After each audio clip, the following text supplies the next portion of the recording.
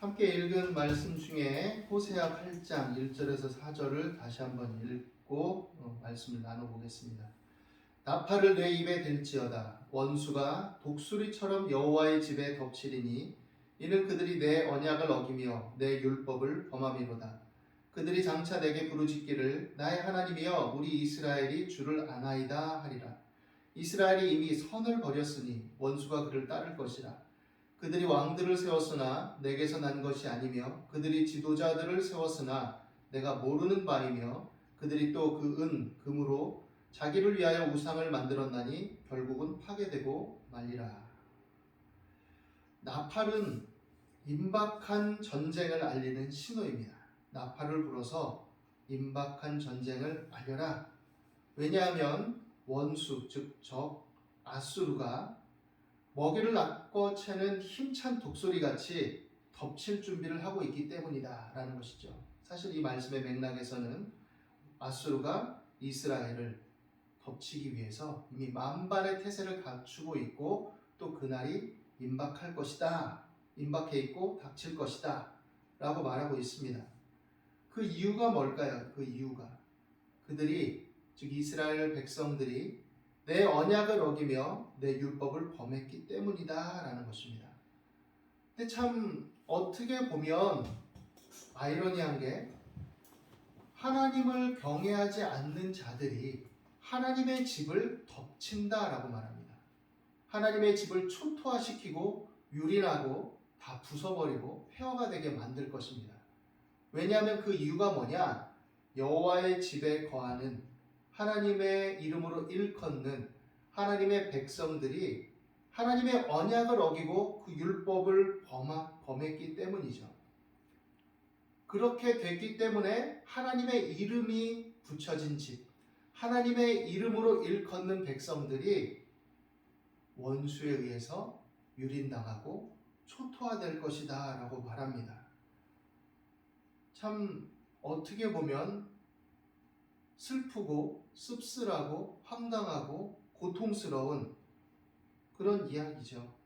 하나님의 이름이 있으면 설사 좀 부족해도 하나님의 영광과 명예를 위해서 그렇게 안 돼야 되는 거 아닙니까? 라고 생각할 사람들이 있죠. 하박국 선지자도 이방인들이 이스라엘 백성들을 유린하는 것에 대해서 어떻게 하나님을 모르는 사람들이 하나님의 백성들을 칩니까? 라고 말했죠. 항변했죠. 이게 말이 되는 소리입니까? 근데 하나님 뭐라고 하십니까? 오직 나의 의인은 믿음으로 살 것이다. 그런 상황에서도 나를 경외하고 또 신실하게 나를 믿는 의인들은 살 것이다.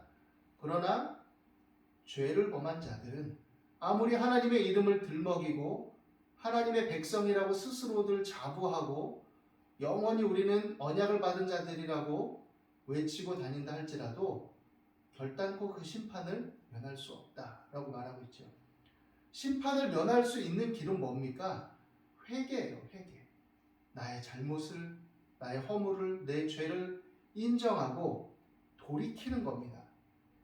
그런데 거듭되는 하나님의 권면, 또 때로는 선지자들을 통해서 굉장히 질타하고 또 여러 가지의 어떤 징계의 방편들을 통해서 그들이 정신을 차리도록 계속해서 하나님께서 말씀하시고 메시지를 주시고 경험하게 하시고 하셨음에도 불구하고 그들은 계속해서 하나님의 언약을 어기고 그 율법을 범했죠. 적당한 징계는 이제 아무것도 아닌 것처럼 돼버리는 거죠. 그리고 그렇다 해도 신앙적으로 종교적으로 굉장히 다운돼 있고 침울한 상황이고 사회 문화가 굉장히 여러 가지로 혼잡해 있는데 정치적으로도 혼란해 있는데 뭐 좀 먹고 살만하고 또 가진 자들은 자기들의 권세를 부리고 부를 획득하고 이런 일들이 다양하게 벌어지니까 괜찮다라고 생각하는 거죠. 곳곳에서 문제들이 이미 일어나고 있고 사건 사고가 터지고 있고 하나님이 인정하시지 않는 지도자들이 세워지고 왕들이 세워지고 이런 상황에 그럼에도 불구하고 그들은 그런 것들은 상관이 없는 거예요. 그런 것들은 상관이 없고 어쨌든 내가 내 뜻대로 내 의지대로 잘 먹고 잘 살고 나의 쾌락을 누리고 일단의 부류는 그렇고 또 한 부류는 세속의 문화에 그냥 휩쓸려서 거기에 그냥 동조돼서 나도 그런 사람이 되고 싶고 나도 그런 탐욕과 권세를 좀 맛보고 누리는 사람이 되고 싶고 그것을 동경하는 그런 가치와 인식들이 팽배하게 되는 거죠.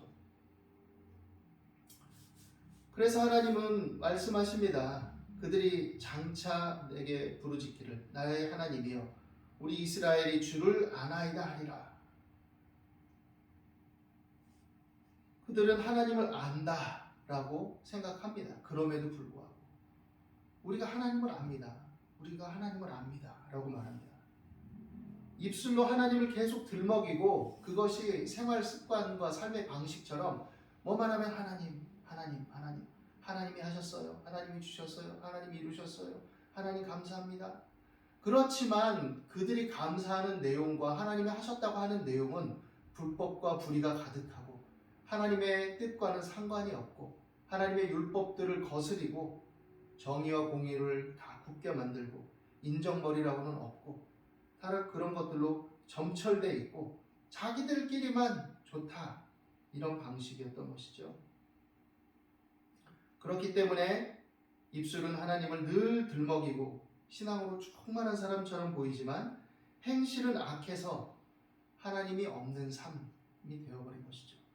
우리가 왜 악합니까? 우리가 뭐 강도짓을 해요. 우리가 뭐 밤에 담을 넘어 도둑질을 해요. 아니면 뭐 깡패처럼 그래요. 우리가 뭐 술을 진탕 먹고 뭐 무슨 뭐 깡패짓처럼 하고 다니고 뭐 그러고 다닙니까? 그렇게 항변할 수도 있겠죠.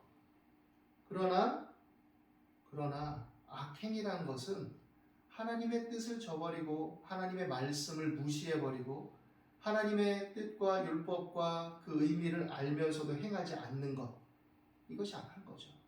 그래서 선을 버렸다라고 말합니다. 선을 버렸다. 이스라엘이 이미 선을 버렸다. 하나님을 들먹이고 있지만 이미 선을 버렸다라고 말합니다. 선을 버린 거를 어떻게 하느냐? 하나님과의 관계에서는 뭐 분명하고 그거는 당연히 나타나는 거고 실제적으로 우리 삶을 통해서 봤을 때는 사람을 어떻게 대하느냐, 이웃을 어떻게 대하느냐, 이웃과의 관계를 어떻게 이해하고 생각하느냐, 사회적 관계성과 공동체성에 대한 인식을 어떻게 가지고 있느냐라는 것을 통해서 드러나게 되는 거죠. 거기서 드러나는 겁니다.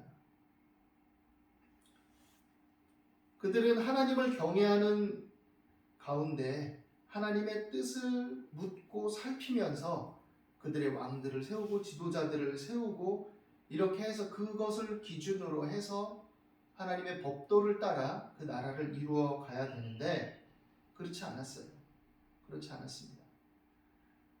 그들은 그냥 그들이 세운 왕과 지도자들이 하나님이 어쨌든 권위는 하나님께로 났으니 하나님이 세우셨다라고 떠들진 모르지만 실은 이 배경을 보면 7장 5절에서 7절에 보면 여로보암 2세 이후에 왕정 반란 사건들과 관련되어 있습니다.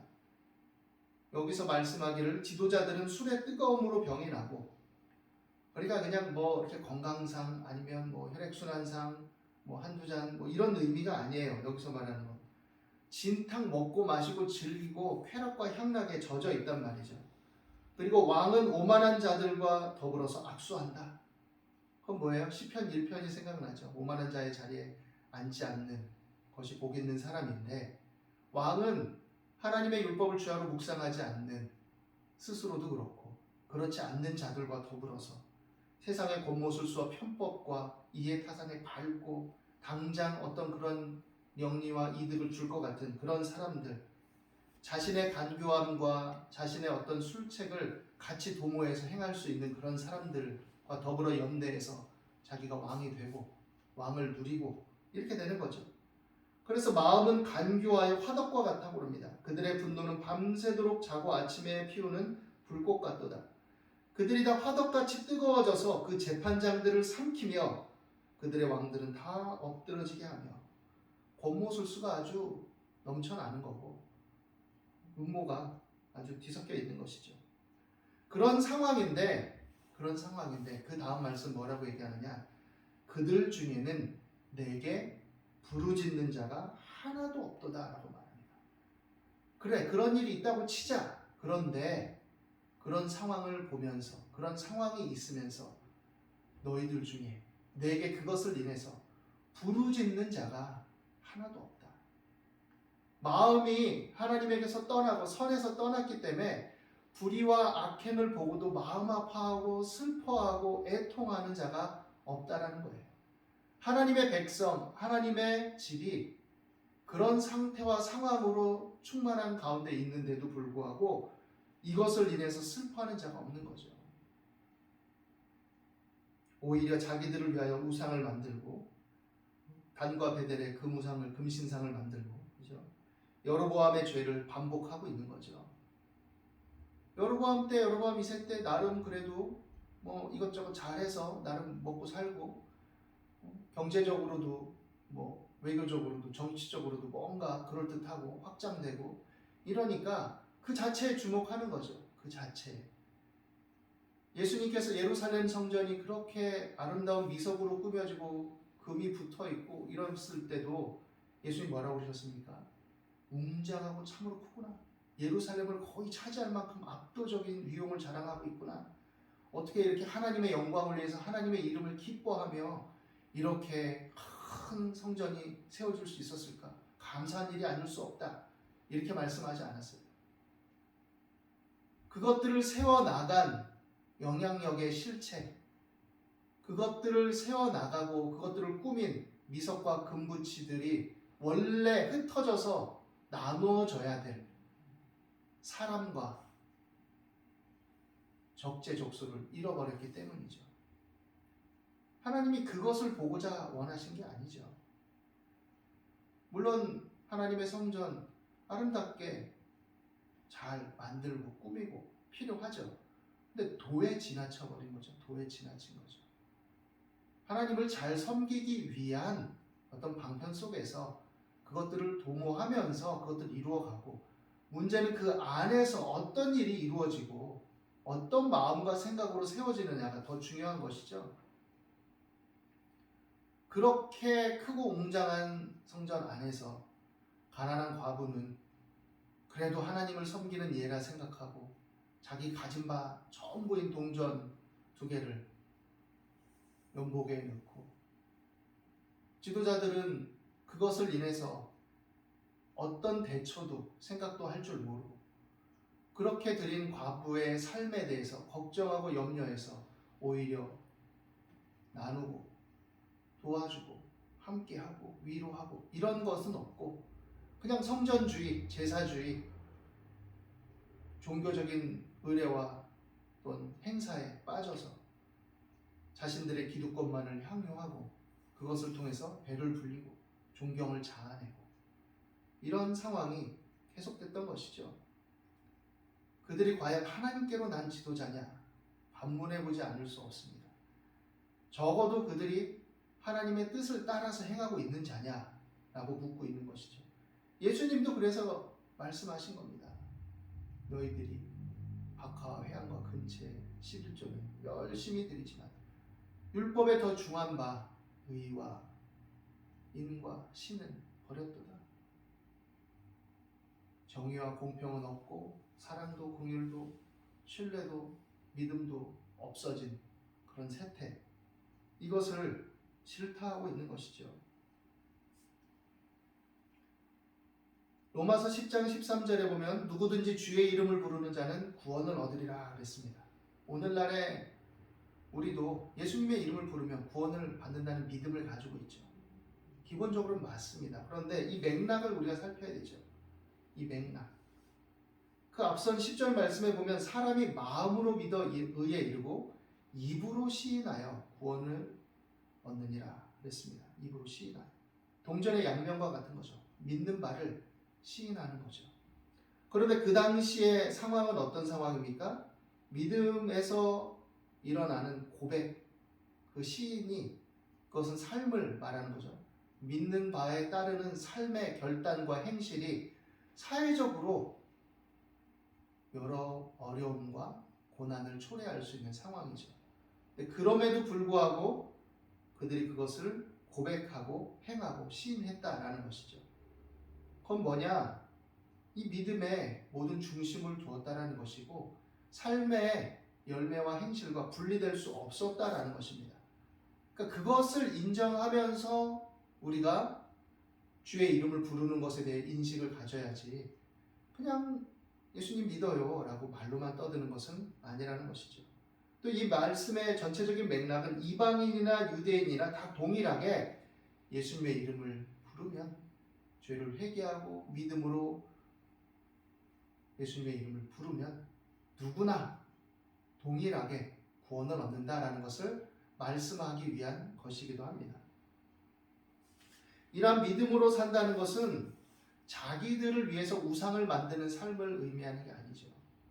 자신들을 위해서, 자신들의 어떤 금과 은을 위해서, 자신들의 삶의 쾌락과 만족을 위해서 예수님의 이름을 이용하고 하나님을 이용하는 것이 아니다라는